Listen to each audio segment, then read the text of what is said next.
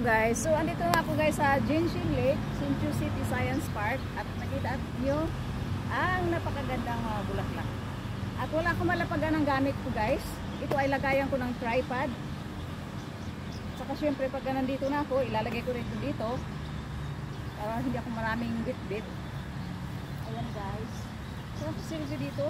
Kaso guys, madilim siya. Madilim siya, kukunan ng yung selfie ko madilim.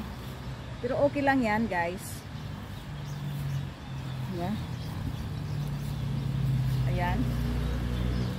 Tingnan ko maganda mag-selfie dito. Kaya guys, madilim. Madilim talaga siya selfie. Pero okay lang guys, ganyan madilim. Basta huwag lang umulan. Huwag lang siyang umulan. I really like this place. I am in love in this place guys. Ang daming magagandang bulaklak. Hindi ko lang alam ang mga pangalan, pero ang gaganda nila guys. Ang ganda. Hindi pa ito tapos guys, kasi meron dito oh, need pa nilang taniman, kaya hindi pa siya tapos.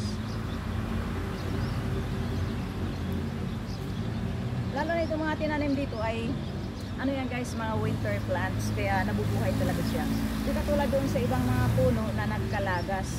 Kasi nga winter, may mga plants na winter, hindi siya hiyang. So yan guys, yan.